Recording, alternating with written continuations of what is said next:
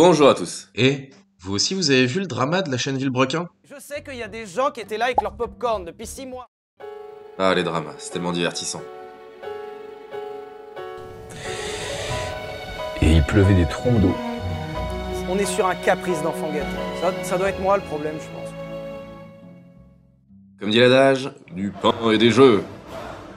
Il y a eu plein de vidéos qui en ont parlé, et j'ai apprécié celle de Bienvenue au cabinet, qui parlait de la valeur comptable du multiplat. La vidéo de la chaîne Vous avez le droit, qui parle des aspects juridiques et de leurs responsabilités, des recours possibles en justice.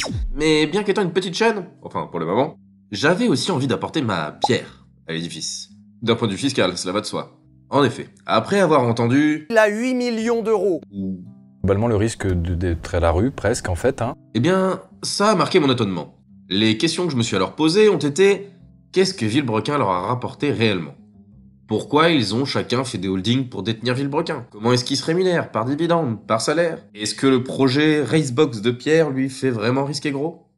Alors si vous aussi maintenant vous vous posez ces questions, je vais vous donner quelques clés de compréhension à propos du cas Villebrequin. Installez-vous confortablement, vous êtes sur la chaîne de Monsieur Fiscal, et n'oubliez pas de mettre un like ou de vous abonner, ce n'est pas taxé.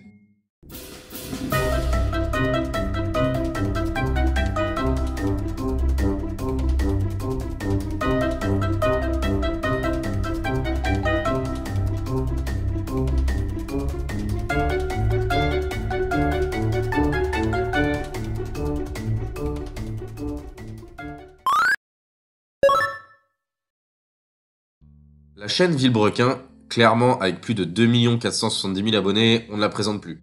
Elle a été créée par Sylvain Lévy et Pierre Chabrier qui ont posté leur première vidéo en juillet 2017, et dernièrement, on a pu assister à l'un des plus gros dramas du YouTube game français. En effet, suite à l'annonce de la fermeture de la chaîne en décembre 2023, c'est un véritable divorce qui a eu lieu entre les deux associés. Divorce qui s'est plutôt mal passé à ce qu'on sait maintenant. En fait, la polémique est née depuis que Pierre a posté une vidéo, au mois d'août dernier, dans lequel il ne se gêne pas pour démonter son ancien associé, qui lui a répondu début janvier 2025, donnant lieu à un véritable pugilat qui a même animé les journaux. Bien sûr, mon but au travers de cette vidéo n'est pas de charger un parti ou l'autre, et je désapprouve formellement toute forme de harcèlement à l'encontre de chacune de ces deux personnes.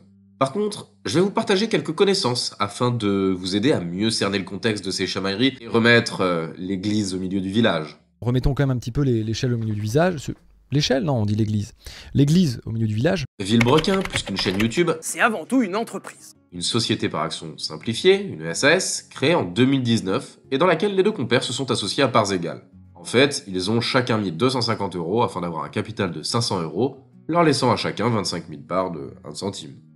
Sylvain en est le président et Pierre le directeur général. Dans les statuts de la société, il est précisé qu'ils ont les mêmes pouvoirs de gestion et de représentation auprès des tiers. Leurs pouvoirs sont donc exactement les mêmes.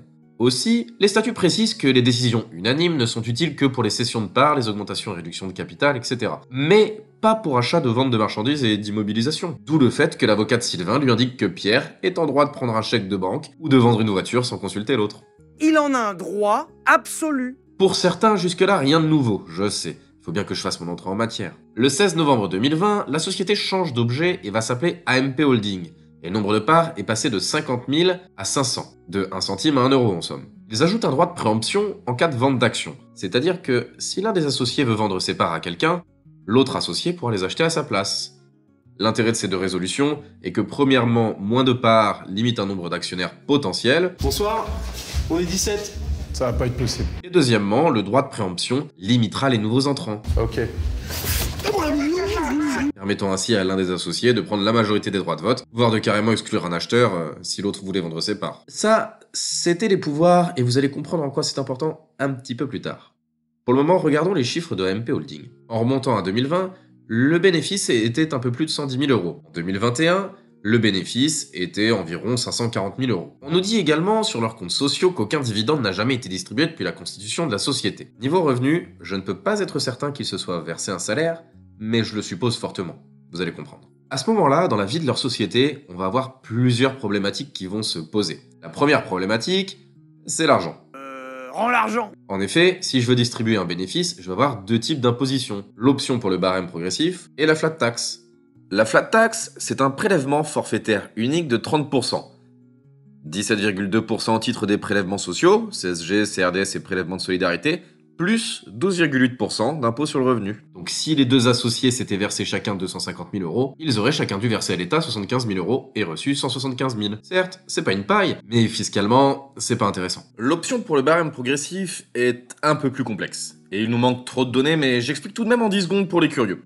On va payer nos 17,2% de prélèvements sociaux. On va également intégrer nos dividendes à l'impôt sur le revenu avec un abattement de 40%.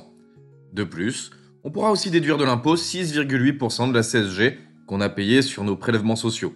D'après le calculateur de l'URSSAF et en l'absence d'autres revenus, cela aurait été un peu moins intéressant que la flat tax et ils auraient reçu moins de 170 000 euros. Pour éviter de payer autant, il valait donc mieux laisser cet argent sur le compte de la société. Et cela nous mène à notre deuxième problématique. Les pouvoirs. Si l'argent reste sur la société et qu'ils ont chacun 50% des parts, l'argent sur le compte va appartenir aux deux. Mais comme ils ont chacun les mêmes pouvoirs et notamment celui de vendre ou d'acheter des actifs, ils peuvent ne pas tomber d'accord sur plein de choses. Par exemple, si Sylvain veut s'acheter un nouveau PC, un nouveau micro et des logiciels de montage, Pierre va peut-être pas être d'accord pour que la société finance l'équipement qui ira directement chez Sylvain. De la même manière, si Pierre veut acheter une voiture à la société, mais que Sylvain n'est pas d'accord, vous connaissez la suite. La Volkswagen Phaeton, c'est une berline que vous avez déjà vue sur Villebrequin. Encore un problème. Si l'un des associés veut maximiser son salaire car la chaîne YouTube est sa seule activité, mais que l'autre préfère ne pas s'en verser, encore un sujet de Discord. La réponse à ces deux problèmes, la holding. Si chacun des associés fait sa propre holding, ils vont pouvoir se partager des dividendes avec une fiscalité avantageuse. Et en plus, chacun ayant 100% des parts, des droits de vote et donc des pouvoirs dans sa société, ils vont faire ce qu'ils voudront avec l'argent qu'ils auront remonté de Villebrequin. Je m'explique. Le régime mère-fille, comme on l'appelle, permet de remonter des dividendes d'une société à une autre avec un abattement de 95% d'impôt sur les sociétés. Par exemple, en 2022, ils se sont chacun versé 300 000 euros de dividendes via leur holding. Ils ont donc payé de l'impôt sur les sociétés sur une part correspondant à 5% des 300 000 euros de dividendes, soit 2250 euros au total. Ah bah, c'est sûr que ça fait un poil moins que les 30% de flat tax. En 2023, ils ont tous les deux versé à leur holding 900 000 euros de dividendes. Il leur restera donc à chacun presque la totalité de leurs dividendes et ils feront ce qu'ils en voudront. Si Sylvain veut s'acheter du nouveau matériel de montage, il n'aura pas besoin de l'accord de son associé, il va l'acheter avec sa holding. S'il veut utiliser ses sous pour monter une société, il pourra le faire.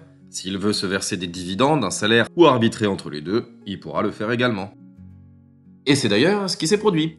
On peut voir qu'ils se sont versés chacun environ 30 000 euros de salaire. Mais pourquoi se verser un salaire alors que c'est soumis aux cotisations sociales et qu'ils vont devoir payer de l'impôt sur le revenu dessus? Déjà, il va bien falloir qu'ils payent leur train de vie. Et ils vont pas faire les courses avec le compte de leur société, à but de biens sociaux. L'autre intérêt, c'est justement de payer des cotisations sociales sur leur salaire. Quand je parlais des 17,2% de prélèvements sociaux sur les dividendes, ils donnent accès à aucun droit autre que de financer les retraites de leurs parents, la sécurité sociale et les RSA des Français.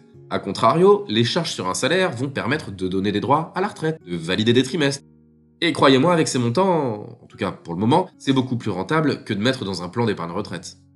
Aussi, il va avoir droit à un régime de prévoyance. Et donc s'il en arrête de travail, il aura droit à des prestations de la sécurité sociale. Enfin, sur 30 000 euros, il ne va pas payer énormément d'impôts sur le revenu. Voilà. Maintenant, dernière question qu'on se posait, c'est pour le projet Ricebox de Pierre. Qu'est-ce qui risque vraiment avec tout ça? Est-ce qu'il peut vraiment se retrouver à la rue? Globalement, le risque d'être à la rue, presque, en fait. Le projet Ricebox, c'est une SAS ouverte en juillet 2024 et il est dirigeant via sa holding, MP Corpi. Le capital de Ricebox, c'est 10 000 euros. Donc forcément, il va devoir financer les travaux, le mobilier, les licences de vente d'alcool, matériel de simulation, les salaires des employés, etc.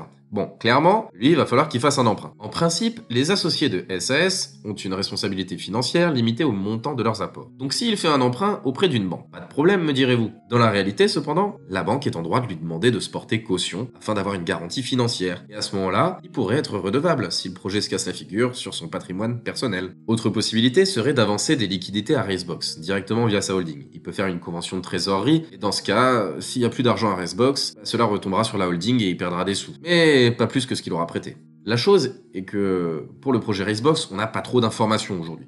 On sait pas si Pierre est propriétaire du local, s'il a des emprunts en cours. Ce que l'on sait pour sûr, c'est qu'il est l'unique propriétaire de sa résidence principale. Avec ce qu'il a gagné avec Villebrequin, j'espère qu'il n'a pas de prêt dessus. À mon sens, ce serait une hérésie d'être millionnaire et de ne pas avoir soldé son prêt de résidence principale. Du coup, ce qui me paraît le plus plausible serait qu'il fasse appel à un prêt bancaire avec Ricebox, en mettant sa holding en garantie si la banque le demande. Ainsi, il verrouille ses garanties patrimoniales, même si son projet se casse la figure.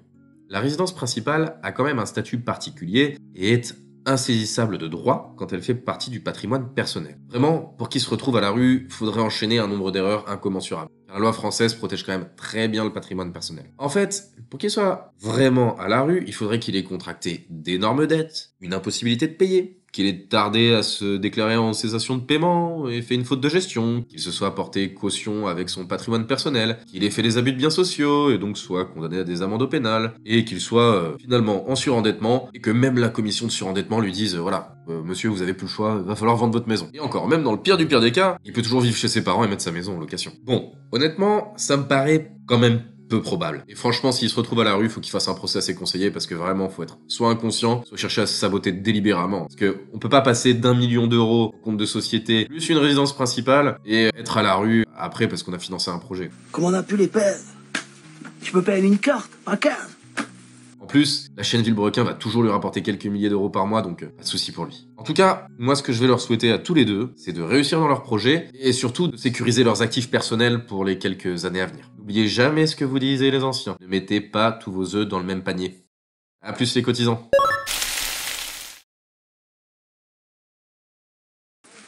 Tu peux payer 2 cartes, pas 15. Tu peux payer 3 cartes, ah rigole, tu peux payer 3 cartes, Oui. pas 15. Oui, T'es d'accord avec moi? Oui. Tu peux payer 4 cartes, c'est vrai, c'est pas arrivé, tu payes 4 cartes, mais pas 15. Il va me faire les 15. Attends, tu peux payer 8 cartes. Tu peux payer 13 cartes, pas 15. Tu peux payer 14 cartes, pas 15. Tu peux payer 15 cartes, pas 15. Ah bah si, tu peux en fait.